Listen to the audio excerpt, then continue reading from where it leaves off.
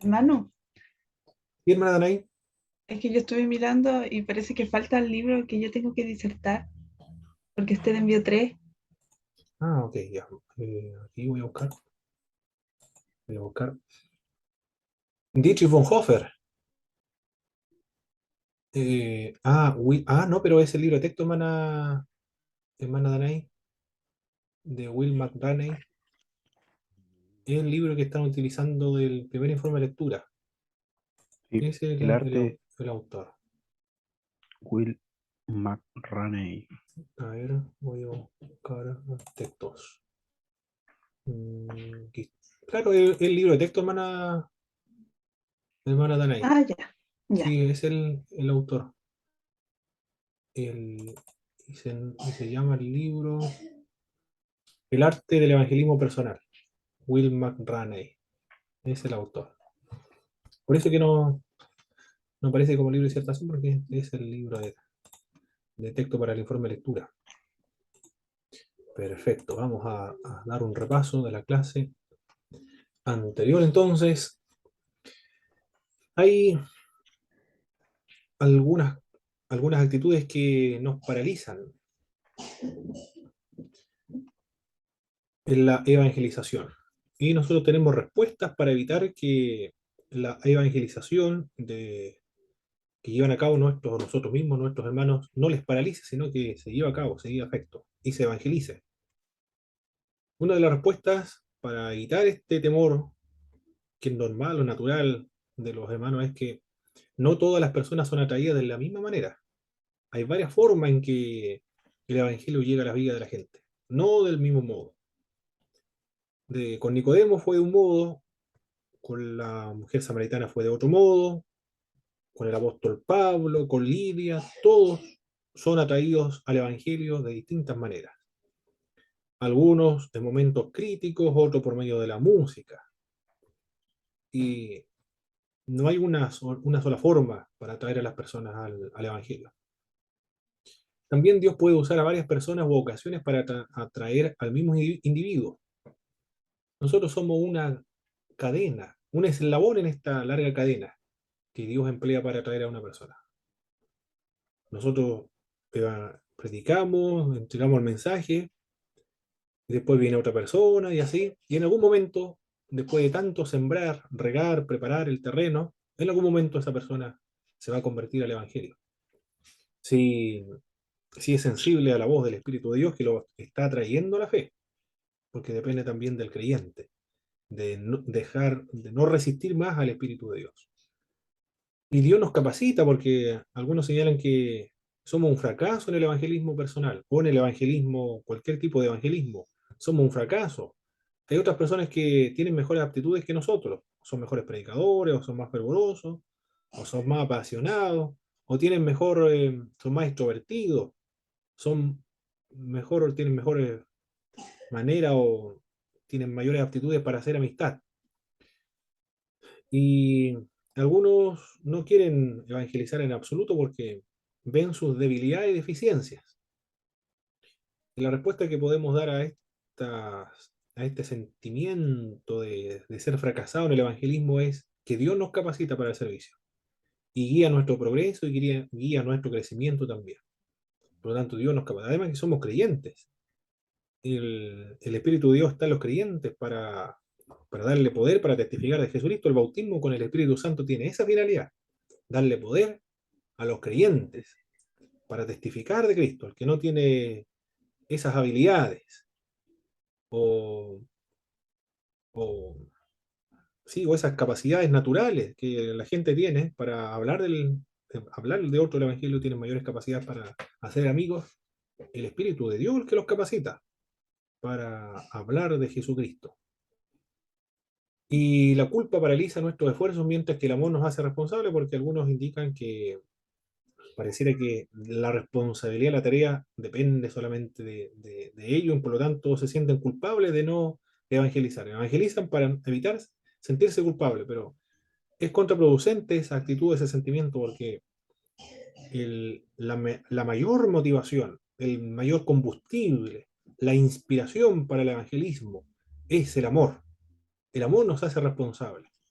el amor hacia el incrédulo, la compasión, la misericordia hacia el incrédulo, porque nosotros estuvimos en esa condición de incredulidad, estuvimos en esa miseria, en esa angustia, en ese vacío, en esa infelicidad cuando éramos incrédulos. Y por eso le tenemos compasión y misericordia, porque sin Dios se encuentra en esa misma situación que antes nosotros estábamos, de una miseria, una profundidad, un dolor, una angustia, un vacío infinito. Por eso que nos lleva y eso nos motiva, el amor a los incrédulos para hablar el Evangelio. Las actitudes que debemos cambiar para hacer más efectivo la tarea evangelística son las siguientes. Una de estas actitudes que debemos cambiar es despreciar a los incrédulos por ser pecadores. Esa actitud se debe cambiar. No hay que despreciar a los incrédulos, porque nosotros también éramos incrédulos y, y no debemos tener mala memoria, por lo tanto no podemos despreciar, además que no debemos despreciar a nadie. Aislarnos en vez de separarnos del mundo, es el otro problema, otra actitud que se debe cambiar. No debemos aislarnos del mundo, debemos estar en el mundo, ser sal de la tierra y luz del mundo. No debemos cometer el error que cometieron los antiguos monjes, los monacatos, el sistema monacal, cuando se institucionalizó el cristianismo en la época de Constantino. Se fueron al desierto para separarse de la mundanalidad y no contaminarse. Eso es lo que no debemos hacer, separarnos, aislarnos. En vez de separarnos del mundo, fingir amistad con un incrédulo con el único motivo de testificarle, otra actitud que se debe cambiar, porque no se puede fingir la amistad, se va a exhibir en algún momento. Olvidar el amor entre los creyentes también es otra actitud que se debe cambiar para hacer mucho más efectiva la tarea evangelística. ¿Y de qué manera podemos influir a las otras personas? Por medio de nuestro carácter, por medio de nuestra presencia, por medio de nuestro testimonio. Vimos también algunas formas de usar el evangelismo, o la forma, los medios que se pueden utilizar en el evangelismo. Campañas evangelísticas, visitación puerta a puerta, visitas evangelísticas a las personas que llegan por primera vez al evangelio o a la iglesia, dramatizaciones, tratados, captar la atención por medio de una pregunta, comentario, o la música, teatro, mímica y muchas formas de evangelizar. Eso fue lo que estuvimos viendo en la clase anterior y ahora vamos a ver por qué la palabra de Dios es más que la Biblia, cómo se dio a conocer la palabra de Dios en la evangelización del siglo I, qué función cumple las señales y las maravillas cuando se predica el Evangelio y algunos ejemplos del servicio social en la iglesia primitiva y qué aprendemos sobre la evangelización y la conversación de Jesucristo con la mujer samaritana. Eso es lo que vamos a ver hoy día, con la ayuda del Señor, en esta primera parte de la clase. Aquí se ve la presentación completa, ¿verdad, mis estimados hermanos? En su Sí, pantalla. Perfecto. sí, hermano.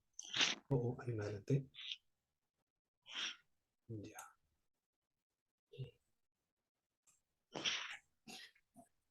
Perfecto. La palabra de Dios entonces, el logos, o la palabra de Dios, en la evangelización. Lucas emplea el término más de 50 veces, el término palabra de Dios. No solo de pan vivirá el hombre, sino de toda palabra que sale de la boca de Dios. Y los discípulos oraron para que con denuedo hablara la palabra de Dios. Cuando los apóstoles Pedro estaban en la cárcel, la iglesia mientras tanto oraba para que el Señor le diera más valentía para predicar. Cuando estaban amedrentados por el Sanedrín, ellos oraban para que Dios les diera más valentía, más fuerza, más poder para predicar el Evangelio. También oraba la iglesia que en el nombre del Señor Jesús se realizaran señales, prodigios y milagros. Valentía para predicar y que las señales siguieran los predicadores. Es una oración conforme a la voluntad de Dios. Y cuando es conforme a la voluntad de Dios y en el tiempo de Dios, Dios responde. Dios respondió inmediatamente. El lugar donde estaban congregados tembló, como en Pentecostés.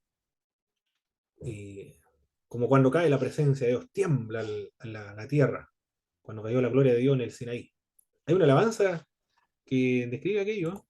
La gloria de Jehová cayó en el Sinaí, y aquel monte temblaba porque Dios estaba allí. Y el lugar donde estaban tembló, increíble la presencia de Dios, cómo hizo estremecer la tierra y el lugar donde estaban congregados. Y todos fueron llenos del Espíritu Santo. Experimentaron el poder de Dios esta gente. Se llenaron del Espíritu Santo de Dios, del poder de Dios, del dinamis en el vocablo griego, que es como un dínamo, el que produce constantemente energía y no lo deja tranquilo, y no lo deja quieto. Está desesperado, ansioso de predicar el Evangelio, está intranquilo de predicar el Evangelio. Eso me cuenta un pastor de acá de Puerto Montt que está estudiando. Tiene harto trabajo, está pastoreando, tiene dos trabajos, tiene una empresa, tiene otro trabajo y sale con su vagón evangelístico, pero él dice que no está tranquilo. Necesita salir a predicarle esa impuesta necesidad. Eso es lo que produce la llenura y el bautismo con el Espíritu Santo. Está inquieto, no está tranquilo porque es como una bomba que necesita estallar. Bueno, como el dinamis es como un dínamo en realidad, que está produciendo constantemente energía. Y todos fueron llenos del Espíritu Santo y comenzaron a hablar con valentía la palabra de Dios, dice el libro de los Hechos, en el capítulo 4, verso 29 al 31. Predicaron con valentía la palabra de Dios. Pablo y Bernabé anunciaban la palabra de Dios en Hechos capítulo 13, verso 5. El mensaje que le habían transmitido los apóstoles y el mensaje de Dios por medio de revelación especial de Cristo a Pablo. Y en la iglesia primitiva el ministerio de la palabra era prioridad, era más importante que cualquier otra actividad. En Hechos capítulo 6, verso 2 y 4 se habla acerca de las viudas de los griegos que ha sido desatendida. Se está distribuyendo los recursos económicos para las viudas de Jerusalén, pero no las griegas. Y los apóstoles están preocupados, ellos dicen, no podemos dejar de predicar la palabra y la oración para atender las mesas, por lo tanto vamos a escoger a otras personas para este ministerio de la recaudación de las ofrendas, que es un trabajo, un oficio de tesorero. Ellos son tesoreros, reciben los recursos y ellos están a cargo de distribuir los recursos entre las viudas de griegas y de Jerusalén dentro de la iglesia para que nadie tuviese o no hubiera ningún tipo de necesidad. Pero ahí, ya en el libro de los Hechos, encontramos la prioridad. Cuando se habla acerca del que es prioritario, el servicio social o la predicación, por lo menos ahí ya tenemos un dato, un indicio, ¿eh? Que la prioridad era la predicación de la palabra de Dios. Aunque no se puede dividir esto de la predicación o el servicio social, van juntos, y así lo determinó el Pacto de Lausana, como lo vamos a ver más adelante en otra ocasión. En las ciudades se recibía la palabra de Dios en Antioquía y los samaritanos también recibían la palabra de Dios. La palabra cumple o tiene un efecto importante en la evangelización, entonces, muy importante. ¿Y qué es la palabra? Hablamos acerca de lo importante o fundamental que es la palabra, pero ¿qué es la palabra? La palabra en el Antiguo Testamento es considerada como viva y activa. Es la palabra viva y actúa. Actúa para producir el efecto que Dios se ha deseado. Eso es la palabra de Dios en el Antiguo Testamento. Y en el Nuevo Testamento actúa en el creyente. Produce una transformación en los creyentes. Una persuasión. Trabaja en el espíritu, en el alma, en la mente. Cambia la forma de pensar de un individuo. Esa palabra produce el nuevo nacimiento. Ustedes nacieron por medio de la palabra que se le predicó. Es viva y eficaz, más cortante que toda espada de dos filos, que penetra hasta partir del alma, las coyunturas y los tuétanos y discierne los pensamientos y las intenciones del corazón, nos dice el Nuevo Testamento. Pero la palabra de Dios es mucho más que la Biblia. Por medio de ella fueron creados los cielos y la tierra. lo menciona el libro de Hebreos capítulo 11, verso 3. Es más que la Biblia entonces la palabra de Dios. Todavía no se escribía la Biblia, el Nuevo Testamento, por lo menos el Nuevo Testamento, pero los apóstoles ya estaban predicando la palabra de Dios. En el año 50, 51, que son las cartas más antiguas, con las primeras escrituras del Nuevo Testamento, que son tesalonicenses por el apóstol Pablo, todavía no aparecen los evangelios, pero durante el 33 al 50 hubo un espacio donde no había Nuevo Testamento, y se predicaba las enseñanzas de Jesucristo. Eso era la palabra de Dios. La experiencia que tenían los creyentes con Cristo, como el apóstol Pablo, por ejemplo, eso es con lo constituye la palabra de Dios. Por lo tanto, la palabra de Dios es más que la Biblia, porque eso dice Hebreos. Por medio de ella, por medio de la palabra de Dios, fueron creados los cielos y la tierra. Esta palabra se ha encarnado y el Logos, que es la palabra, se ha hecho carne y habitó en medio de nosotros, ha hecho su tabernáculo en medio de nosotros. Vimos su gloria, gloria como el unigénito del Padre, lleno de gracia y lleno de verdad, nos dice Juan en el capítulo 1, verso 14. Por lo tanto, la palabra no se debe estrechamente relacionar con la Biblia, no es sinónimo de la Biblia, es mucho más que la Biblia, porque esta palabra, aquí estamos hablando de una palabra que es, ¿cómo le podemos denominar? Ontológica, para pedirle prestado el término que utilizó Francisco La Cueva cuando habla acerca de las verdades. Aquí la podemos aplicar este término ontológica para referirse al ser, es decir, la persona de Jesucristo. Esa palabra se ha encarnado entonces, la palabra con la cual hizo el mundo, el Logos. Dios ha hablado muchas veces y de muchas maneras, no solamente por medio de la Biblia, eso lo dice Hebreos capítulo 1, verso 1, y no solo por medio de las Sagradas Escrituras. Por lo tanto, la palabra de Dios no es solo la Biblia, también la Biblia es palabra de Dios, pero es más que la Biblia, como lo hemos demostrado, lo hemos indicado en estos versículos bíblicos. En el Salmo 19, David habla de la revelación de Dios tanto en su creación como en la palabra. Los cielos cuentan la gloria de Dios y el firmamento anuncia la obra de sus manos. La palabra silenciosa de Dios, que llegue o llega a nosotros en forma visual y no audible, debemos recordarla hoy. Es decir, los cielos cuentan la gloria de Dios se refiere a la revelación general o la revelación natural. Es una revelación de Dios a los seres humanos en la creación, pero es silenciosa, no es verbalizada, es silenciosa, está allí, está presente. Algunos la ven, otros no la ven. Otros solamente ven un cielo, ven una tierra, flores, la hermosa vegetación en la creación. El creyente ve el diseño de Dios, ve la gloria de Dios allí. Es una forma en que Dios se ha revelado y habla. Es silenciosa. Por eso que algunos autores como Watson, por ejemplo, en muy antiguo libro del año 1978, donde habla acerca de la evangelización, él dice, en esa época del año 1978, dice que las artes creativas juegan un papel vital en la proclamación de la palabra de Dios. Que una vez se hizo carne. Por ejemplo, él hablaba en esa época del año 1978, decía que uno de los medios que se pueden utilizar para conducir, guiar o canalizar la palabra de Dios es el teatro, las obras de teatro. También la danza es una forma de comunicar la palabra de Dios. La mímica, otra forma de comunicar la palabra de Dios. La pintura, igualmente, comunica la palabra de Dios. En las iglesias protestantes pareciera que se ha tenido una fobia ¿sí? O una alergia, un antagonismo a todo lo que es pintura para evitar este tema de la idolatría.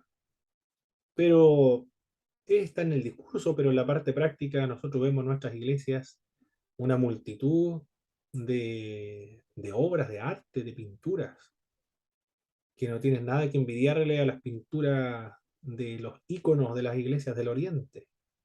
hermosas pinturas en nuestras congregaciones. No sé si, o algunas, claro, algunas son de aficionados, se nota que es una pintura de aficionados. O algunos también tienen una fotografía, que son imágenes sacadas de internet, que están en nuestras iglesias evangélicas. Nosotros también tenemos imágenes en nuestras iglesias, claro que no cumple la función del culto, solamente pedagógica, ilustrativa nada más. No sé, hermanos, si en sus iglesias tienen ustedes pinturas que comunican la palabra de Dios o ilustra la palabra de Dios, como por ejemplo un ciervo, es la más típica, un ciervo clamando por las corrientes de las aguas. Mm.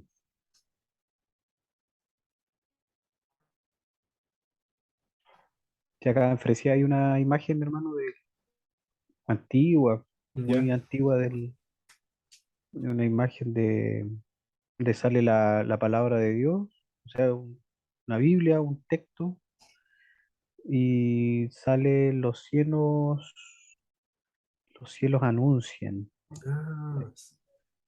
sí, Salmo 19, ¿eh? el Salmo Ya. 19 Ah, ok. y una imagen de un volcán con una imagen así como de un lago, Ya. en varias iglesias acá hay, muchas, Ah, varias iglesias aquí hay. ya. Bueno, ahora último se ha tapado con lo que es un telón que se pone, pero está todavía. Ah, ok. Ya. Mm. Y vean, la pintura es una forma de comunicar de manera silenciosa, como la mímica, la danza, el teatro, la fotografía también, la arquitectura comunica, una- una- La un- cruz. la cruz, lo más poderoso, lo más fuerte, la imagen más impactante, distintiva de un cristiano es la cruz de Cristo, la arquitectura. Y los tapices también pueden contar la gloria de Dios de una iglesia. Anuncia la obra de su mano. Eso lo escribía Watson en el año 1978.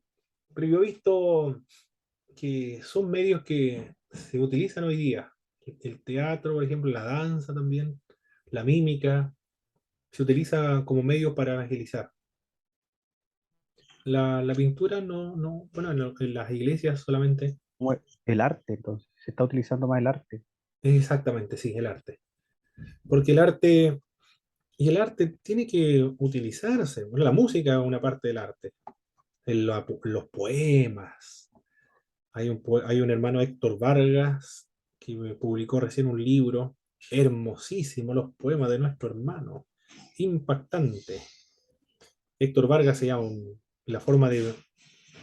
Tiene un nombre de declamar, la forma de declamar muy, muy, muy hermoso, como declama el hermano Héctor Vargas, de la séptima de línea. Ah, Eh, sí, los lo poemas. conozco.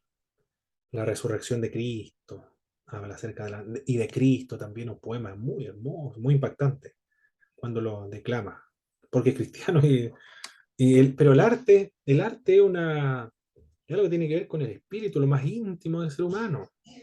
Y los poemas también, los poemas están relacionados también con el espíritu y con esta parte del misticismo, por eso que algunos señalan que los poetas entienden muy bien a los místicos, porque los poetas comunican lo más profundo del alma, tratan de expresar el alma, de expresar los sentimientos más recónditos del alma por medio del lenguaje, por medio de la estética del lenguaje.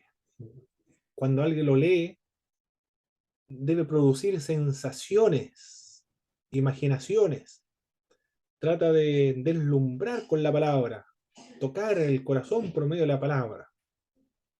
Tiene que ver con esa parte del misticismo, lo místico.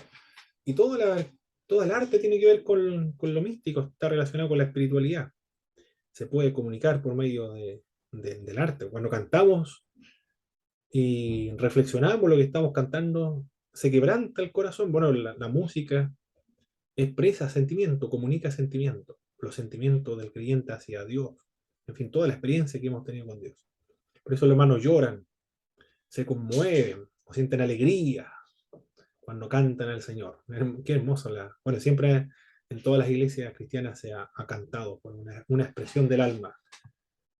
Pero el arte, él dice que son formas de comunicar la palabra de manera silenciosa.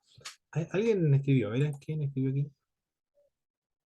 Ah, mi pastor Vicenia escribió por medio de los poemas o poesía, sí, por medio de los poemas y la poesía.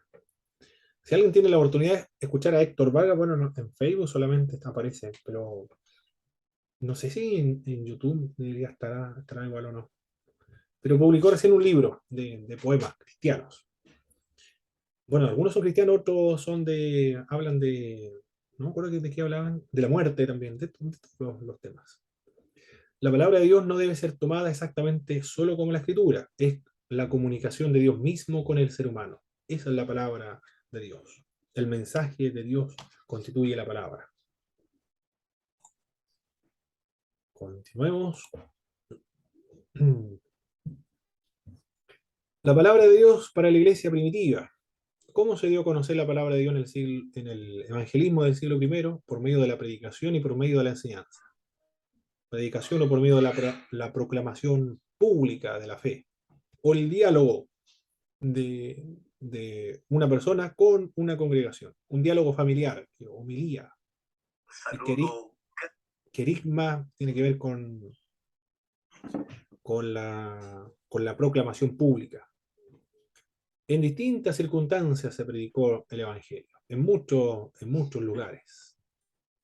En casi todos los lugares, en el templo se predicaba, en las sinagogas, en las casas. En el templo de Jerusalén, en las sinagogas, lugares centro religioso judío. Pero después, cuando ya los cristianos van a ser expulsados de las sinagogas y no va a haber templo, después del año 70, los cristianos se van a reunir en las casas.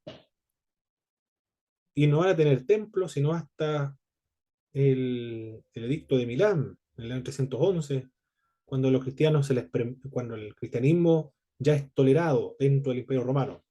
Y después es cuando se oficializa como la religión del Imperio Romano. Ahí pueden tener templo, pero hubieron 300 años sin templo. Por lo tanto, solo se reunían en las casas.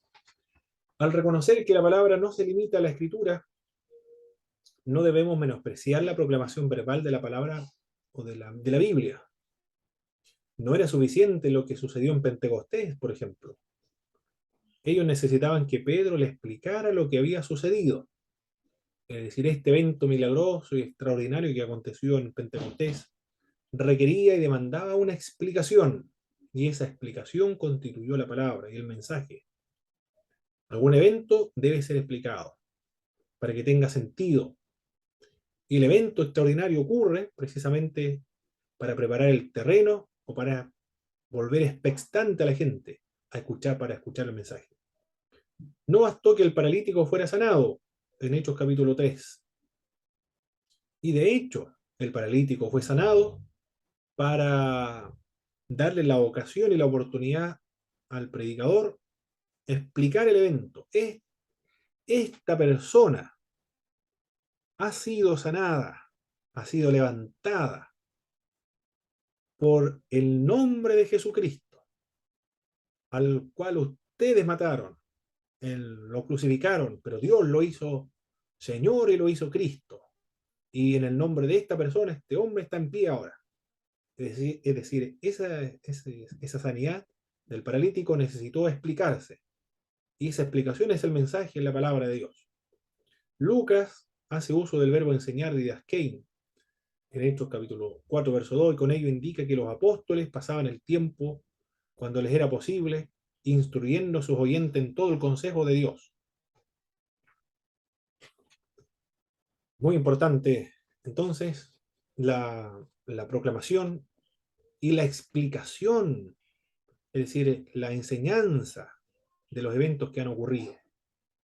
Los apóstoles se comprometieron a hacer comprender intelectualmente el Evangelio, solían discutir con las personas, dialogar, discutir, disputaban con los judíos en las sinagogas, confundían a los judíos en las sinagogas, lo demostraban y exponían por medio de las escrituras que él era el Cristo, refutaban a los judíos con gran vehemencia. Ese es el trabajo que realizaban la iglesia primitiva. discutir, disputar, confundir, demostrar, exponer, refutar con gran vehemencia. El gran propósito de los apóstoles entonces era persuadir. Y eso es el propósito de los sermones, persuadir. Persuadir por medio de las escrituras. También los apóstoles persistieron en la labor evangelística. Pablo y Bernabé se van a ir a Iconio, se detuvieron mucho tiempo para hablar con denuedo la palabra de Dios. Pablo en Tesalónica por 3 días discutió con los judíos de las sinagogas, declarando y exponiendo por medio de las escrituras. Se utilizaba la palabra de Dios, las escrituras, cuando se comunicaban con aquellos que tenían las escrituras como autoridad, como eran los judíos, pero cuando el apóstol Pablo va a predicar con aquellas personas que no reconocen a la Biblia como autoridad, por ejemplo, los griegos, va a utilizar otros recursos para comunicarles la fe o el evangelio.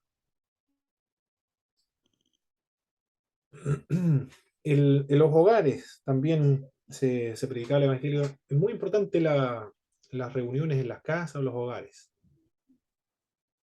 porque da pie para las réplicas, se puede discutir allí en los hogares, se dan pie para los debates, los argumentos, los testimonios espontáneos de los cristianos que están presentes.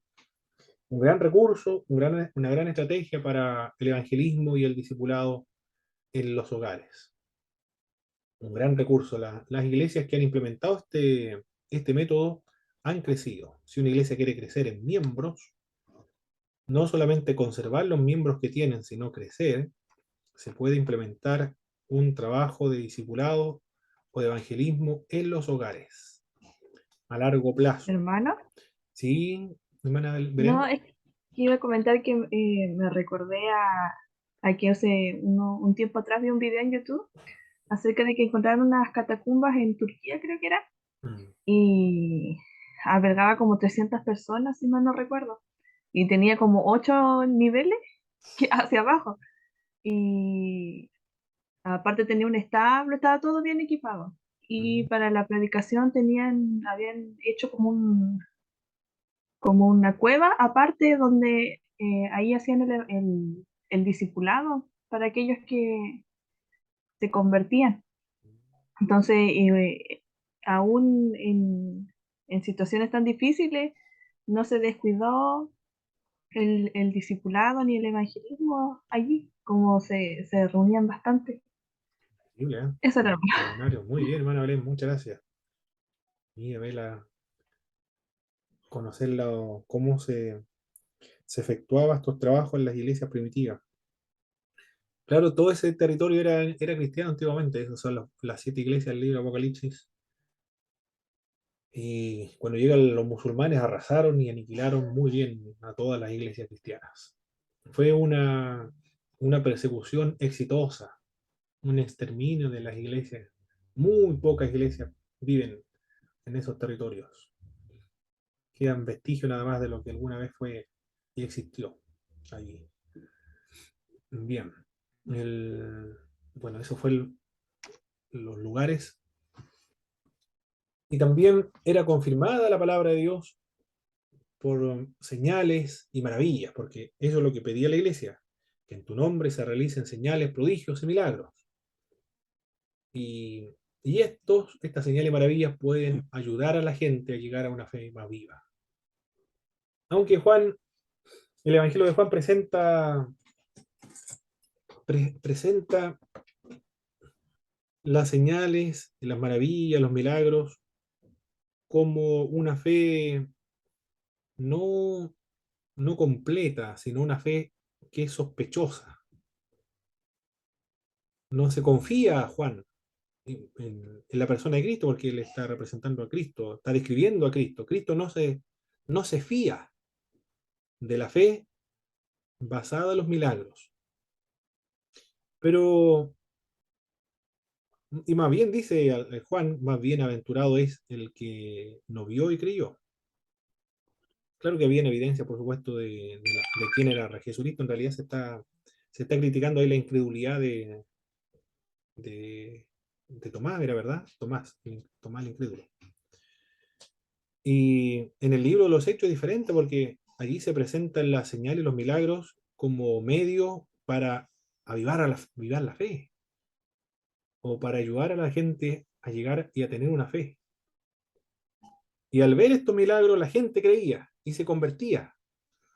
Ahí vemos a dos discípulos, a uno Juan, señalando que la fe depositada en los milagros es una fe inestable y sospechosa, dudosa. En cambio acá, los milagros y las sanidades son medios para llegar a la fe. Así lo presenta en el libro de los Hechos. Era comunicada con poder, la palabra de Dios, con poder, por medio de la oración y por medio de la alabanza. Se evidencia el poder, bueno, por las señales, prodigios, por las transformaciones de la gente. Hay un pastor en Valdivia, Marcelo Guanteala, se llama el pastor, un joven, que predica los días lunes, están los días de semana, los días sábados, no, los días viernes parece que están sagrados, están predicando en la plaza de Valdivia, y en varios lugares también. Pero la gente que está ahí, que se ha convertido, fueron traficantes, vendían droga, otros eran borrachos, otros eran drogadictos, delincuentes que se convirtieron a Jesucristo, ahí están predicando el Evangelio. Es decir, la gente que ve eso es realmente queda impactado por la obra de Dios, el poder de Dios que realizan en esas personas. Por medio de la predicación de la palabra, se ganan en la plaza, predica la palabra, y la gente se convierte. Claro que están predicando permanentemente, están predicando siempre, varias veces a la semana. Porque eso es lo que produce la palabra cuando se predica varias veces. La gente se convierte. Si la iglesia no crece mucho, quizás no hay suficientes predicadores de la palabra. Si hubiera más gente predicando al aire libre, más gente se convertiría. Y los discípulos esperaban el poder en oración y también en ruego, como lo vemos en Hechos capítulo 1, verso 14. Estaban orando, en oración, esperando, expectativa, que el Señor le llenara, le bautizara con el Espíritu Santo. Los discípulos reciben poder por medio de la alabanza y la oración. Cuando estaban orando, cayó el Espíritu de Dios. Por medio del ayuno, el Espíritu seleccionaba a sus ministros. Después de haber orado y ayunado, encomendaron la tarea a Pablo y a Bernabé para predicar el mensaje. Aunque Pablo era cauto en cuando le pedían señales, conocía el valor de la señal y maravillas en su trabajo evangelístico. Las sanidades pueden ser también un medio poderoso en que Dios hable a un individuo con el propósito de comunicar su amor y la verdad del Evangelio. Y de verdad las iglesias antiguamente crecieron cuando había pobreza, no había los lugares, hospitales cerca y la desesperación, iban a una iglesia y el Señor los sanaba. En Argentina el Evangelio igual creció, en los barrios más bajos, en los suburbios, porque no tenían recursos para la medicina, para los hospitales, entonces recurrían a las iglesias y el Señor los sanaba. Impresionante la desesperación, el Señor los sanaba. Eso contaba mi pastor acá en Alerce, que ya no se ve mucho la sanidad ahora, porque es muy fácil por medio de FONASA ir a la clínica y se atiende. Y no pasa después, se supone después del el último himno, pasan todos los enfermos a ungirse adelante para que el Señor obre maravilla. Y poco pasan porque es más fácil comprar un bono y, y atenderse con un médico más rápido. Bueno, no es que esté malo tampoco, pero eso es lo que comentaba, decía mi doctor César acá. Lo estaba describiendo un fenómeno nada más. Pero son muy, muy importantes las señales y los prodigios y los milagros.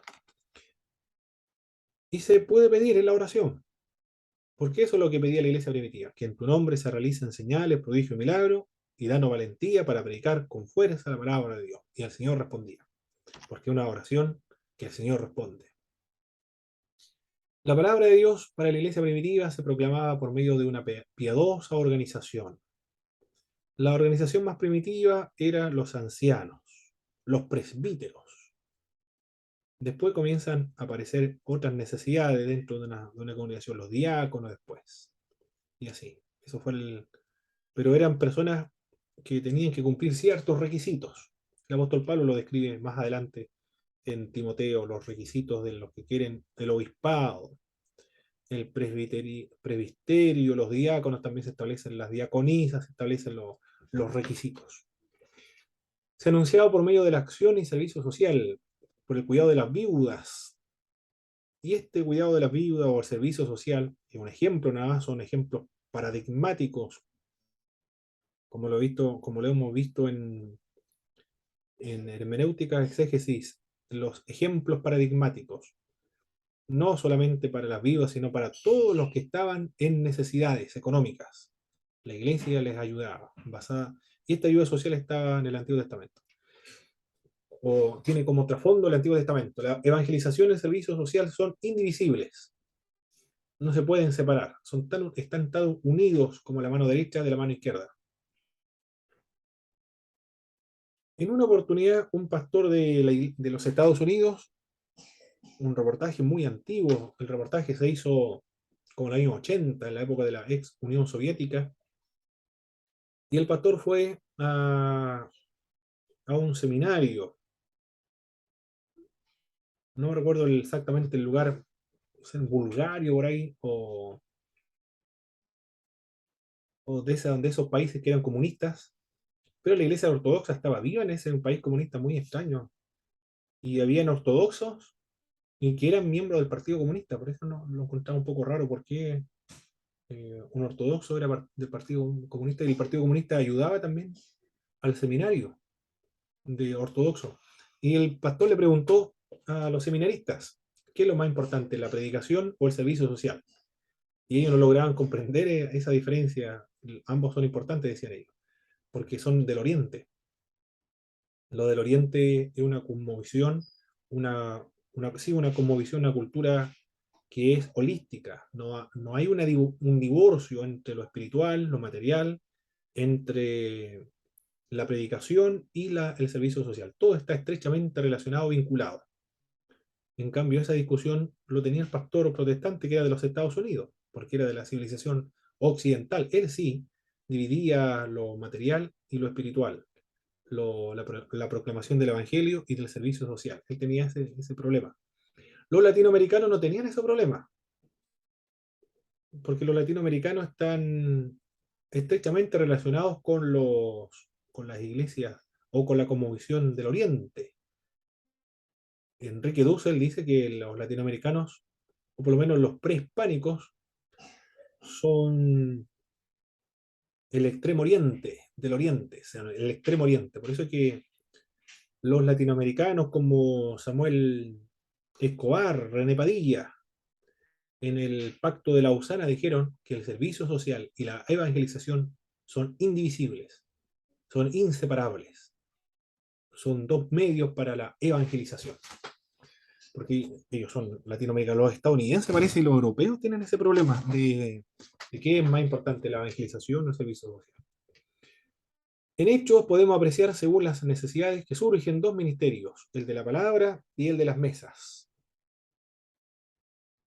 Y Jesús cuidaba de los cuerpos y de las mentes de los seres humanos, porque la iglesia es la extensión de Cristo.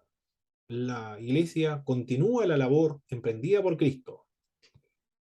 Cristo cuidaba los cuerpos, por eso que sanaba a los enfermos, resucitaba a los muertos, limpiaba a los leprosos, daba vista a los ciegos, se preocupaba del cuerpo físico y la mente de los seres humanos, a la vez que su condición espiritual delante de Dios.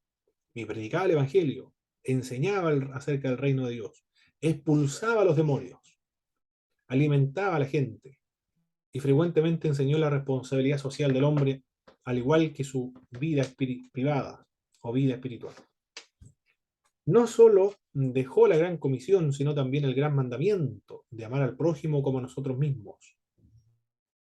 Y en la parábola del buen samaritano, el Señor Jesucristo expresa el amor en esta historia, en esta narración. ¿Cómo se debe expresar el amor? En algo concreto. No solo predicar la palabra, sino haciendo ayuda y obra social, independientemente quién sea. Porque este hombre en la parábola del buen samaritano está desnudo y está inconsciente. Por lo tanto, no sabe este hombre quién es el que está tendido ahí en el camino. Y él paga para que se le atienda en aquel hospedaje. El servicio social no es optativo. No podemos discutir sobre si debemos evangelizar o promover una acción social, pues ambos van juntos, van de la mano. En Isaías, las disciplinas espirituales consisten en el servicio social, la preocupación por los vulnerables de la sociedad. Porque él dice que lo que es el ayuno es ayudar al extranjero, a las viudas, al huérfano, al desamparado. Bien, eso es lo que vimos en esta parte. En cuanto a la evangelización personal, el ejemplo de Jesucristo en la atención al individuo. Se preocupó por el individuo, conversaba en privado con las personas y en la época de la posmodernidad, la evangelización personal se debe contextualizar. Usted está leyendo un libro que habla acerca de la posmodernidad. ¿Cuáles son las características y cómo se puede evangelizar en la posmodernidad? Dos principios acá en la evangelización personal. Las oportunidades llegan siempre y cuando nosotros las queramos. Y la mayoría de las personas están hambrientas de Dios. Hoy día en la posmodernidad es así, están hambrientas de Dios. Nadie que lea los evangelios quedará impactado por la atención que Jesús le da al individuo. A un ladrón, por ejemplo, una atención especial al ladrón. A una prostituta. A un pecador, publicano. A un ciego. A un joven rico.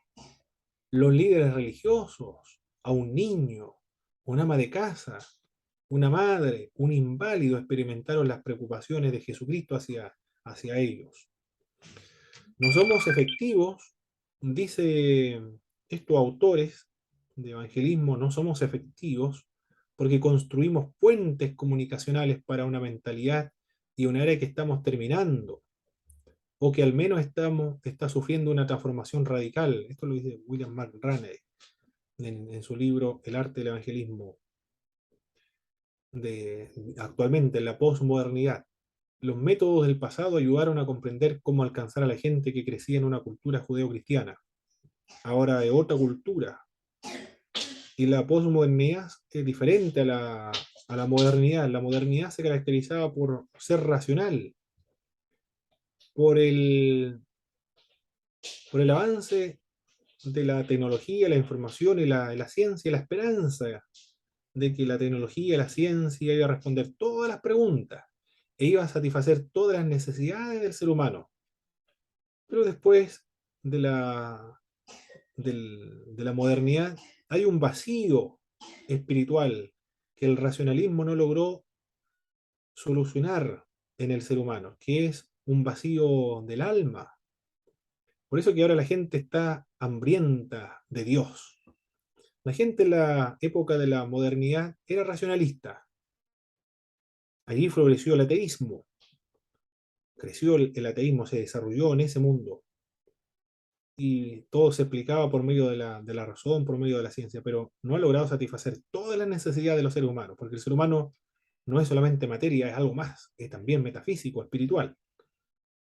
Por eso que ahora en la época de la posmodernidad todos están llanos a escuchar. El problema es que escuchar cualquier cosa, no solamente el Evangelio, sino todo tipo de religión.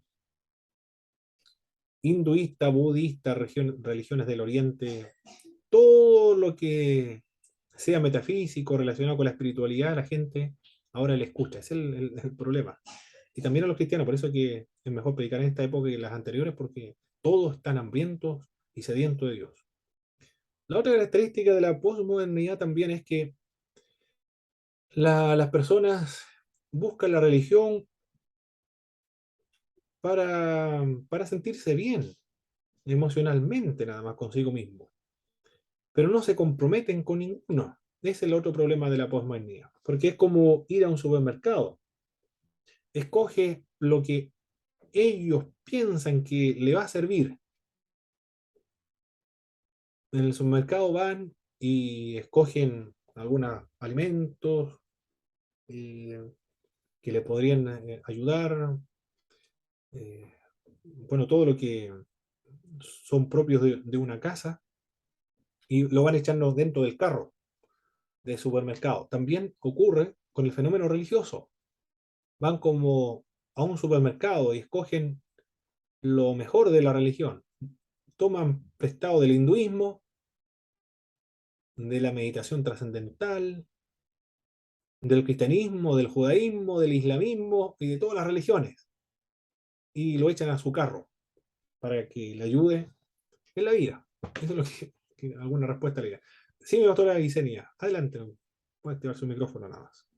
No, Pablo, con respecto a lo que me escucha, ¿cierto? Sí, perfecto.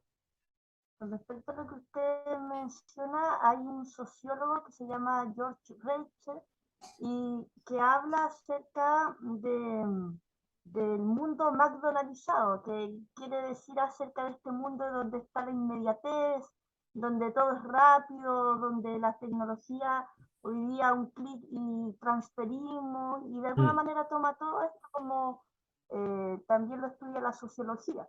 Entonces, hoy día la sociedad, y cuando usted lo menciona, me hacía también clic en eso, que la religión se ve como un, un medio de consumo, así como la gente consume eh, por ejemplo, Netflix o algún bien material, la religión hoy día es un bien de consumo, no es algo para el verdadero arrepentimiento. Entonces, eh, por eso se busca y se va tanto también a estas religiones donde se entra en una meditación y hay tranquilidad y paz para la mente, pero nada más. Exactamente, sí. Es un bien, en eso se ha convertido la religión en un bien de consumo. Muy bien, tal cual me lo ha expresado el sociólogo, es un bien de consumo. Si no me satisface, me voy a buscar otra nada más. Y dentro del cristianismo también, para no volverse un hereje, voy a buscar a una iglesia donde me guste, que satisfaga mis necesidades, pero compromiso con la fe cristiana no lo hay. Ya, eso es la sociedad de la posmodernidad. Ejemplo de Jesús con la mujer samaritana, que vemos de Jesucristo cuando conversa con la mujer samaritana. Está largo, extenso este pasaje del capítulo 4, verso del 1 al verso 42. Lo primero que hace, este es un cuadro del año 1681, Cristo y la mujer samaritana, de Pierre Mignard. Lo saqué de internet, me gustó la pintura. Habían varias pinturas que estaba buscando en internet, pero esto me gustó porque, bueno, no sé si Samaria, yo creo que el pintor está en la zona geográfica, yo creo que él está viendo, observando la suya. Pero no sé si en Samaria será, yo creo que en Samaria será como desierto, yo creo. Pero lo que me gustó de esta pintura es que las posturas están como de descanso, de relajo, de una confianza, una conversación grata. Por eso me gustó esta pintura. Está atentamente escuchando a ella lo que Cristo le está indicando. No hay ninguna barrera que impida escuchar al otro, ningún prejuicio de escuchar a un judío, ni un judío a escuchar o hablar con una samaritana. Me sorprendió el relajo o la distensión que hay en esta conversación de tema espiritual que está indicando hacia cero, el don de Dios le está indicando el Señor Jesucristo. Pero lo primero que podemos aprender de Jesucristo es dejar nuestros prejuicios. Es lo primero que podemos ver, dejar nuestros prejuicios. Hay varios obstáculos que impedían esta conversación o este diálogo de Jesucristo con la mujer samaritana. Los que han tomado el Evangelio de Juan ya le va a ayudar a distinguir cuáles son estos prejuicios que fueron vencidos en esta conversación con la mujer samaritana. ¿Cuáles son, veamos, las características de esta mujer samaritana? Primero, ¿cuál sería la primera característica de esta mujer? Era mujer. Era mujer, muy bien. Era Tenía, Era, impropio. era, samaritana, y era samaritana. Era samaritana, claro, es de otra cultura, es una mujer, Adoraban, adoraban en otro lugar, adorada en otro lugar, en Monte Gerizim, era de otra religión ah, entonces. en el También monte recuerdo, En el monte Gerizim. también recuerdo un comentario, creo que de Pablo Hoff, que ¿Sí? decía que por la hora no era una mujer de muy buena reputación. Muy bien. De baja moralidad o de mala reputación, no era de muy buena reputación, porque Tenía 5 maridos. tenía 5 maridos, claro que sí, había tenido 5 maridos, muy bien. Había tenido, Había tenido el que con el que estaba ahora, no era su marido, muy bien. claro, Y era despreciada por los judíos, mire todas las características de después. esta mujer. Mujer samaritana, de otra religión, de baja moralidad, de baja posición económica también, despreciada porque ella va a buscar el agua, no va un esclavo, un siervo a buscar el agua, ella va. Despreciada por los judíos. Bien. Todos esos prejuicios, todos aquellos prejuicios son eliminados y Cristo los vence. Es lo primero que podemos aprender acá al momento del evangelismo personal. Abandonar nuestros prejuicios. No debemos tener ningún prejuicio cuando corresponde predicar el evangelio. Lo otro, cruzó Cristo las barreras de separación, las raciales, porque era samaritana, religiosas, de género y culturales. También presentar la necesidad del Salvador sin dejar de comunicar amor por el pecador, porque le dijo que había tenido 5 maridos, el que hasta ahora no era su marido, se lo mencionó nuestro Señor, pero sin embargo, en su rostro, en el tono de su voz, en la mirada, en los gestos, porque todo el cuerpo comunica, no se notó en Jesús, y ella lo intuye, Mm. una acusación, una condena, sino de comprensión y de amor. Eso es lo extraordinario, ¿eh? El desafío para todos los predicadores, de comunicar la necesidad del Salvador, pero con amor. Muy complejo esto, ¿eh? Sin arrugar la frente o mirar al que está escuchando con aire de superioridad o con una mirada de condenación, un gesto y un tono de condenación. Porque la condenación se manifiesta o se logra exhibir en los ojos, en las cejas, cuando se enrosca las cejas, en la mirada penetrante, fuerte, de condena, en el tono de la voz también. Está allí todo, las posiciones corporales, todo eso se comunica un aire de superioridad, de arrogancia, de condenación también.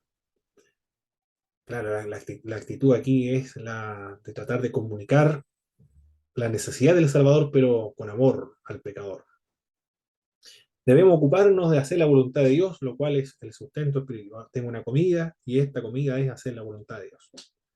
Jesús comunica dos verdades que llevarán a la mujer a creer. La mujer debe conocer tanto el carácter de lo que el Señor ofrece como también la identidad de quién se lo puede dar. Si tú conocieras el don de Dios, quién es el que te dice, dame de beber, tú le dirías, tú le pedirías y él te daría agua viva. Notamos que en el proceso de revelar la identidad, Jesús le hace saber que ella no cumple con los requisitos de un Dios santo. Eso es lo primero que hace el Señor. Ella no cumple los requisitos de un Dios santo. No además que ella sabe que no tiene buena reputación, por eso que va al mediodía cuando no va a haber nadie, para evitar las miradas acusadoras de la gente.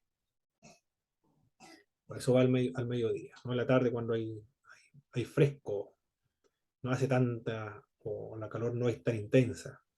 Jesús menciona el pecado de la samaritana sin pedirle que cambie de vida, como condición para recibir el regalo que él desea darle a esta mujer. ¿Cuál fue el resultado? Entre Jesús y la samaritana, la mujer creyó y recibió la vida eterna. Otros samaritanos también creyeron, muchos creen hoy como resultado acerca de la mujer samaritana cuando se predica o se da a conocer este mensaje. Eso es lo que podemos ver o aprender en el ejemplo de Jesucristo con la mujer samaritana, en la evangelización personal. dejar nuestros prejuicios, presentar la Mm. necesidad de un Salvador sin ser ofensivo, sin predicar con amor, y debemos ocuparnos de hacer la voluntad de Dios, lo cual es el sustento espiritual. Eso es lo que teníamos que ver en esta primera parte de la clase. Vamos a repasarlo de inmediato. Ahora pueden activar su micrófono, mis estimados hermanos, y explicar lo siguiente. ¿Por qué la palabra de Dios es más que la Biblia? ¿Cómo usted puede explicar aquello que la palabra de Dios es más que la Biblia? Porque por medio de la palabra de Dios fueron creados los cielos y la tierra. Perfecto. Por medio de la palabra de Dios fueron creados los cielos y la tierra. ¿Qué más? ¿Qué ocurrió con la palabra de Dios? Con la Porque la palabra. palabra se encarnó. Se hizo carne, excelente. Y Dios habló de muchas De muchas, maneras. muchas veces y de muchas de maneras. Lo que muchas sale en Hebreos veces. 1:1. Perfecto, de muchas veces y de muchas maneras. No solo ha hablado entonces por medio de la Biblia. Por eso aquí algunos se enfocaron cuando corresponde la apologética en hacer apologética por medio de la revelación general. Y esta Mm. revelación general son conocidos como los argumentos de la existencia de Dios porque se basan en la revelación general, no escritural. ¿Cómo se dio a conocer la palabra de Dios en la evangelización del siglo I? Por medio de la predicación y la enseñanza. Excelente, muy importante, ¿eh? La predicación y la enseñanza. Tienen que ganarse las almas y después tienen que instruirse las almas, ganarse y conservarse. La instrucción y la enseñanza tienen la finalidad de consolidar, de conservar los resultados producidos por la evangelización, profundizar la fe. Esa es la finalidad de la enseñanza, profundizar la fe. Y en distintas Circunstancias. circunstancias, perfecto, y en casi En todos los distintos lugares, lugares. en distintos lugares, en el templo, ¿a dónde más? En la En la sinagoga, oficina. en los hogares. En la sinagoga y los hogares, perfecto. En el, ¿dónde más? Fuera en las plazas, bueno, en cualquier lugar, en el En la radio. aerópago, actualmente en la radio, muy bien, en la radio se puede predicar. Por medio de Facebook, por medio de YouTube, todos los lugares donde se puede aplicar el Evangelio. ¿Qué función cumplen las señales y maravillas en la evangelización? Pueden ayudar a la gente a llegar a la fe. La fe Muy bien, viva. ayudan a la gente a tener una fe. Excelente. Y mencione algún ejemplo, por favor, del servicio social en la iglesia primitiva. ¿Qué hacía la iglesia primitiva? Cuidaban a las viudas. Excelente, estaba preocupado de atender a los más vulnerables de la sociedad. Aquí en el libro de los Hechos se presenta a las viudas que eran desatendidas, las griegas, porque se ayudaba solamente a las que eran de Jerusalén o de Judea. ¿Qué aprendemos nosotros sobre la evangelización y la conversación de Jesucristo con la mujer samaritana? A dejar los prejuicios que podamos tener. Excelente. El Señor nos ayude a abandonar nuestros prejuicios para predicar el Evangelio. Todo el mundo tiene derecho de exponerle el Evangelio. Muy bien. ¿Qué más?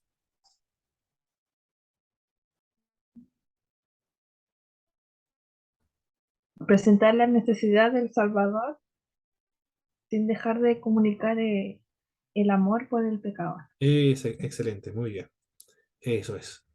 Tratar de indicarle que son necesitados de un Salvador, pero tiene que ser con amor, no con agresividad, violencia, superioridad o condenación.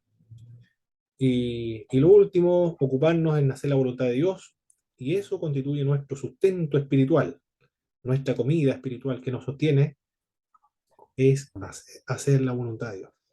Muy bien, eso es lo que estuvimos viendo en esta primera parte, mis estimados hermanos. Vamos a volver a las, a ver, son las 8:15. Tenemos que descansar media hora. Un cuarto de las 9, entonces. Volvemos. Cuarto de las 9. Le envío el link para la segunda parte. Nos vemos, mis estimados hermanos. Nos vemos, hermano.